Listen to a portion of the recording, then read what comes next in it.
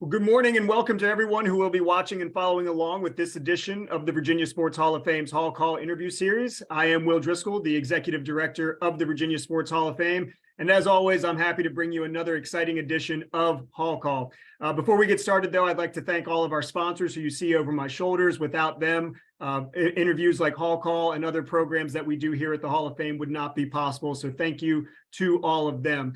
One of the special things about the Virginia Sports Hall of Fame is that over 90 of our current inductees have also been inducted into their national or international sports halls of fame. And joining us today is someone who will soon add to those numbers. Of course, I'm talking about Roanoke native and University of Virginia alum, Ronde Barber, who in just 11 days will become the 13th Virginia Sports Hall of Fame inductee to also be inducted into the Pro Football Hall of Fame. I could use all of our time and go through all of the accolades, but he is a three-time first team All-Pro and a member of the NFL's 2000s All-Decade team. And soon he'll be immortalized with a gold jacket and that bust in Canton. So Ronde, thank you for taking some time out of what I know is a really busy schedule to join us today on Hall Call. Oh, no worries, Will.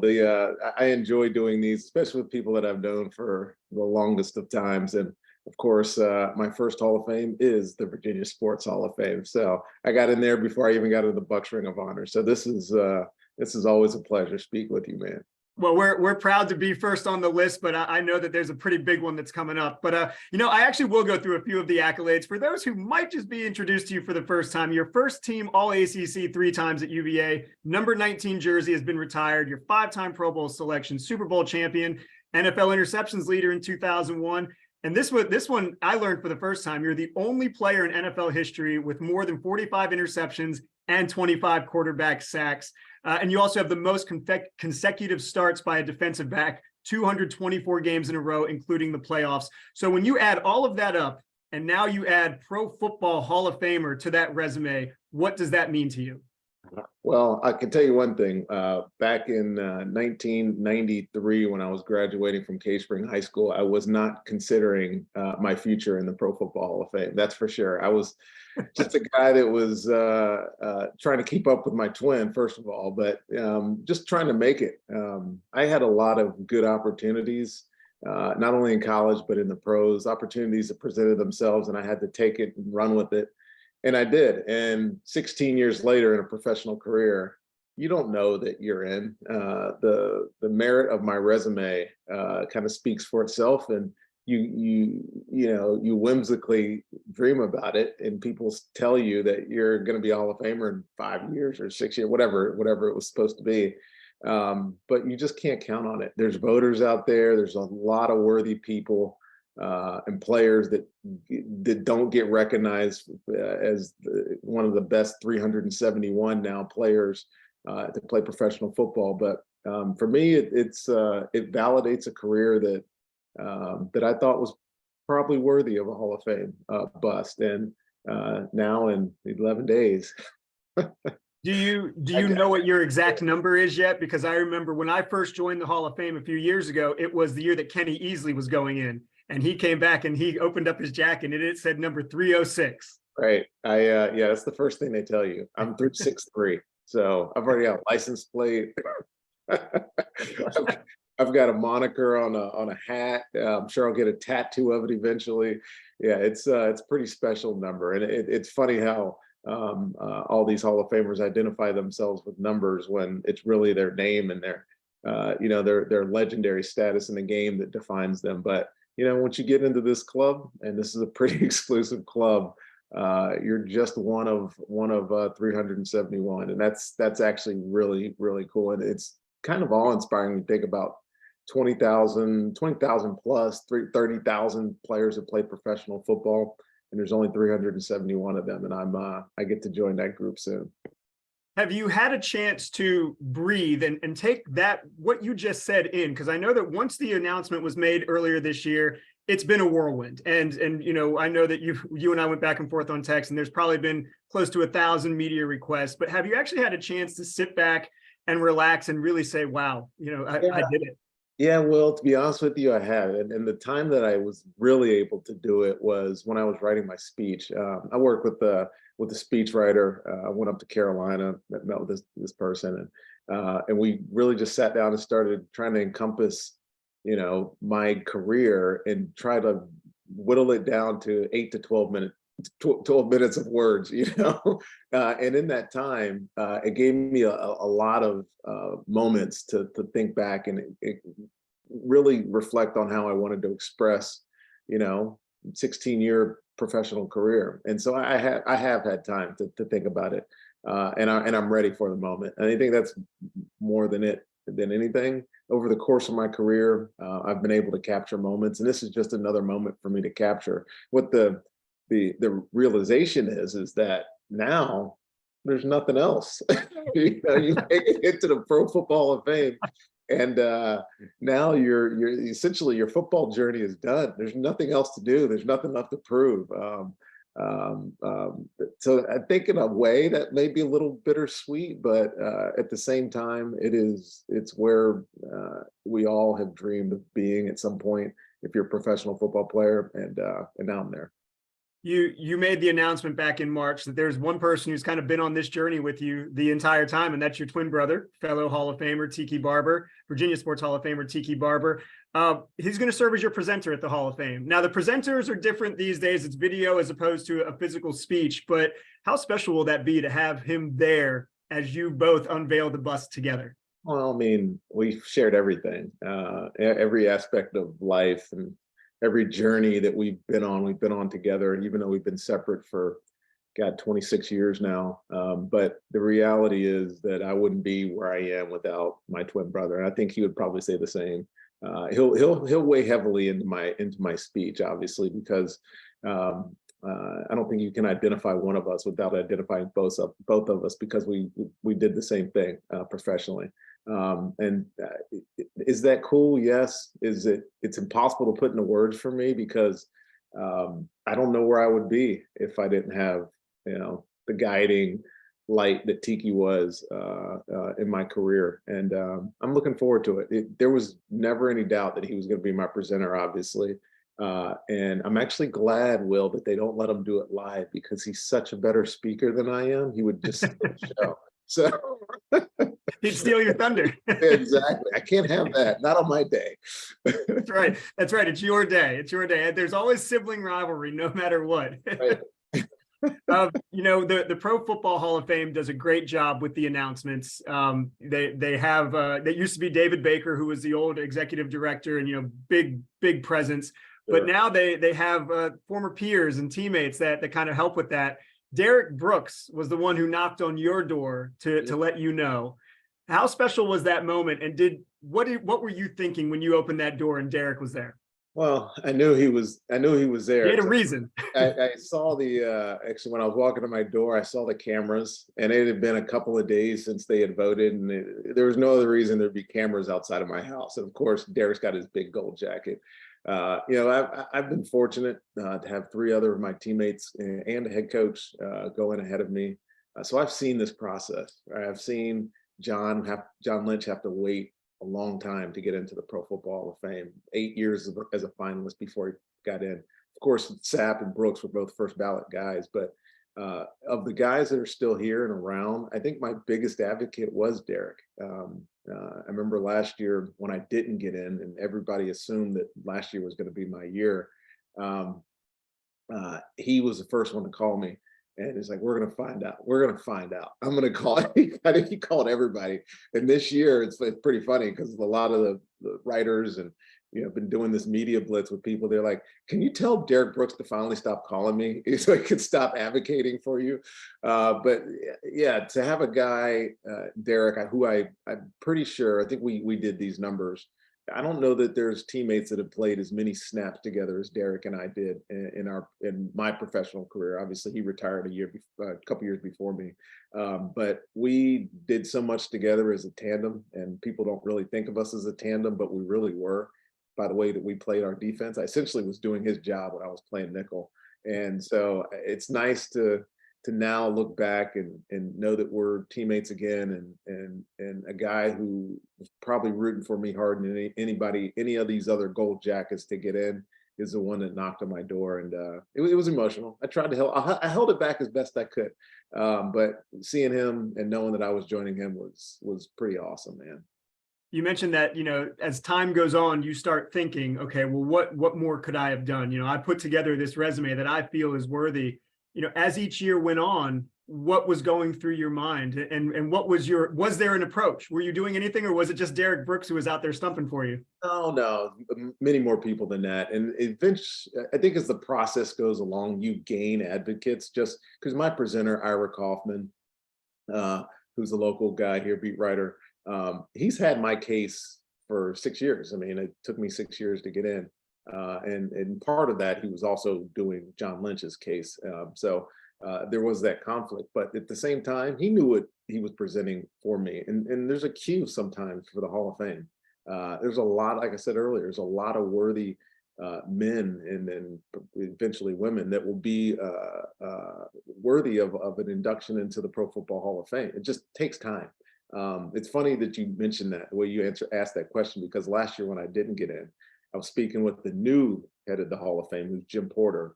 And, he was like, yep, you're going to get in, it's statistically guys that get to the top 10 eventually find their way. And I was like, the funny part is, Jim, if I could go back and have one more play, do you think it would push me over the edge? And we had a good laugh. And he was like, your attitude's the right one. It's you put it out there. Your resume is what it is. And the meritocracy of the voting process will eventually take hold of it, and it did this year. And so I'm pretty excited. I can't wait for the induction. I can't wait for the gold jacket ceremony, and I certainly can't wait for my party afterwards, where I get to celebrate with a whole bunch of my friends and family.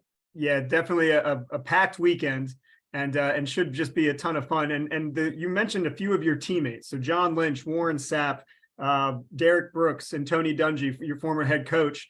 That was a really good collection of players, and Hall of Fames, as we know, by general definition, denote history. So we know that, this was almost a quarter century ago that all of you came together, but it's clear that that group has stood the test of time. When you see this many players going into the Hall, does that make it even more special that it wasn't just you by yourself out there, that you stood out amongst a group of Hall of Fame teammates? Right. That's exactly the way I've been looking at this in the past couple of months. Obviously, you put Derek and Warren on any team in the NFL, those two dudes are going to make the Hall of Fame. That's just, they're that talented. Yeah. I think John and I are a little different cases. We're a product of the system we were in. We're a product of two men, obviously, Tony Dungy, Monty Kiffin, our head coach. And of course, there was other coaches along the way, Mike Tomlin, was John and I's defensive back coach during our Super Bowl years. But you think about the lasting legacy of what we did here in Tampa, and we have a defense named after us. It's stood the test of time because nobody's been able to do it as well as we did it. And then on top of that, the four players at four key positions are still considered one of the best to ever do it in that position. And I think that speaks to us as a team. It speaks to that lasting legacy of that Bucs defense that was top 10 for 10 years in a row under Monty, and went to an NFC Championship game, but then eventually won a Super Bowl. I mean, we did a lot in that era. And we're being remembered for it now. Unfortunately, we should have won more Super Bowls. That's the way I look at it now. We all look back, we did not win like 3 or 4 Super Bowls, man. But it is what it is. And but the Hall of Fame and the Hall of Fame voters specifically have recognized that Tampa defense from really 95 to 2005 or 6 is a pretty special group of players. Well, you got the one Super Bowl, and I mean that's really difficult, but so you did get the one. I know that there's always a what if, shoulda, woulda, coulda. But speaking kind of shoulda, woulda, coulda, you mentioned that Derek Brooks has been your advocate. And a lot of times when somebody gets into the Hall, especially after a little bit of a wait, they start to kind of pick up the slack for somebody else. Is there a player or two that you're now going to kind of be a vocal advocate for because you have that gold jacket?